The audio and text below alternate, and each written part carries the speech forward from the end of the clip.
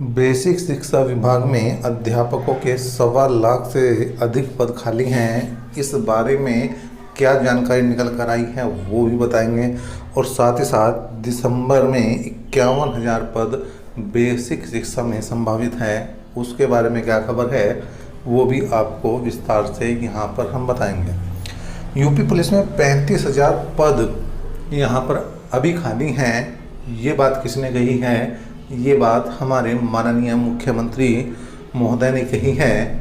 उन्होंने अभी कुछ दिन पहले एक इंटरव्यू दिया और उसमें बताया कि 1,37,000 प्लस वैकेंसी जो है टोटल खाली थी उनके कार्यकाल से पहले, और उन्होंने 50,000 करके 2 बार वैकेंसियों को भरवाया है। मतलब 1 लाख वैकेंसी उन्होंने भरवा दी है और उसके बाद जो है अभी कितनी खाली हैं आप खुद ही हिसाब किताब लगा सकते हैं। और ये पूरी बात हम उन्हीं की जुबानी सुनेंगे वीडियो के अंतिम भाग में। लेकिन सबसे पहले बेसिक विभाग में जो 1.25 लाख पद खाली हैं उनके बारे में जो जानकारी है उसे देख लेते हैं। बेसिक शिक्षा में अध्यापकों के 1.25 लाख पद खाली, और ये आज ही की न्यूज़ है, 24 जो है सितंबर की ये न्यूज़ है। तो आप देख सकते हैं केंद्र ने खाली पदों को भरने के लिए निर्देश दिया है और शिक्षक छात्र अनुपात के पुनः निर्धारण को भी कहा है। क्या है पूरी जानकारी यहाँ पर? बेसिक शिक्षा परिषद के प्राथमिक व उच्च प्राथमिक विद्यालयों में सहायक अध्यापकों और प्रधानाध्यापकों के 1.25 लाख से अधिक पद खाली हैं। भारत सरकार के शिक्षा मंत्रालय के स्कूल शिक्षा एवं साक्षरता विभाग ने बेसिक शिक्षा परिषद में इन खाली पदों को भरने या शिक्षक छात्र अनुपात के अनुसार पदों का पुनः निर्धारण करने के लिए कहा गया है। मतलब इन्होंने कहा कि छात्र के अनुपात में कितने शिक्षक जो है नियुक्त होने चाहिए। अगर छात्र कम है तो वैकेंसी कम भी आने वाले समय में की जा सकती है। इस बात का सीधा मतलब ये है। बात करें पदों की तो देखें यहाँ पर 73,711 पद सहायक अध्यापकों के खाली हैं, जबकि 72,317 पद प्रधान अध्यापकों के यहाँ पर खाली हैं। कुल मिलाकर यहाँ पर जो पदों की टोटल संख्या बनती है वो 1.25 लाख से ज़्यादा बनती हैं। अब देखते हैं जो 51,000 वैकेंसी दिसंबर में आनी है उनके बारे में क्या खबर आई है। देखिए ये भी आज ही की खबर है, दिसंबर में भरे जाएंगे 51,000 शिक्षकों के पद। यहाँ पर पूरी जानकारी आप देख सकते हैं। विधानसभा चुनाव से पहले प्रदेश सरकार बेसिक शिक्षा परिषद के स्कूलों के लिए शिक्षक भर्ती की प्रक्रिया दिसंबर में पूरी कर सकती है।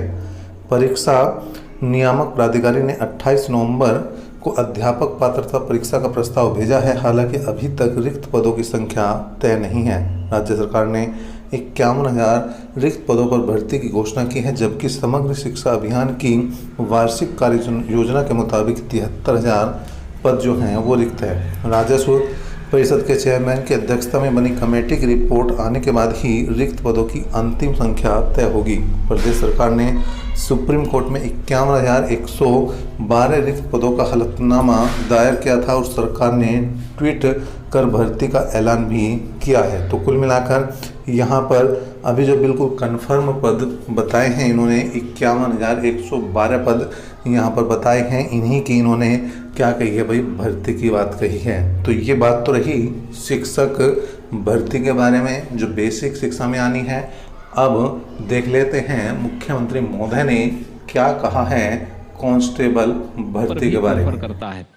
तीसरा, 4.5 लाख नौजवानों को सरकारी नौकरी हमारी सरकार दी है। एक नौकरी बकायदा आंकड़ों में है, कोई इसको नकार नहीं सकता।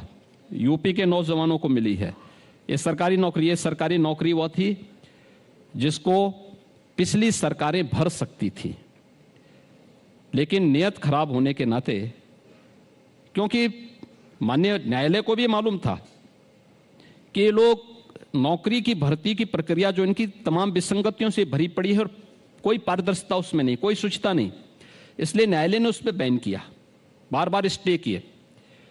क्योंकि मैं जब आया मेरे पास पता लगा कि 1,37,000 पुलिस की भर्ती है, तो मैंने कहा क्यों खाली पड़ी हुई हैं? तो कहा साहब सुप्रीम कोर्ट का स्टे है। मैंने कहा स्टे का कोई कारण तो होगा। मैंने पूरी फाइल मंगाई, एक टीम बनाई।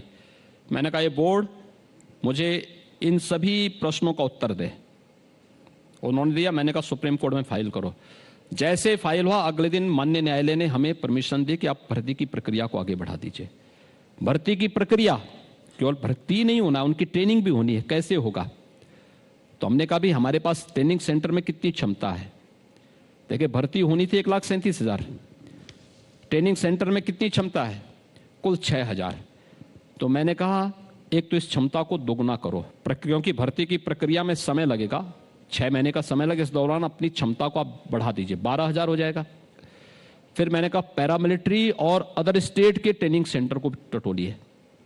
हमने पैरामिलिट्री के भी ट्रेनिंग सेंटर लिए और फिर 50-50 हजार की भर्ती की प्रक्रिया को पूरा किया। आज हम भर्ती की अपनी प्रक्रिया को पूरा कर चुके हैं। ऐसे बेसिक शिक्षा के स्कूलों उसमें भी था, उस प्रक्रिया को कुछ किया गया है, कुछ अभी प्रक्रिया में चल रहा है।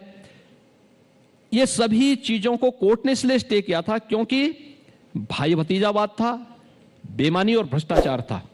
हमारी सरकार में इन सभी नौजवानों को बिना किसी भेदभाव के सरकारी नौकरी मिली। कोई नौजवान ये नहीं कह सकता कि नियुक्ति से लेकर के, यानी उसकी पूरी प्रक्रिया, जो उसकी प्रक्रिया थी, भर्ती की प्रक्रिया थी, उस प्रक्रिया से लेकर के और नियुक्ति प्रमाण पत्र तक कहीं भी किसी को सिफारिश की आवश्यकता नहीं पड़ी। ये तो सरकारी नौकरी की बात हुई।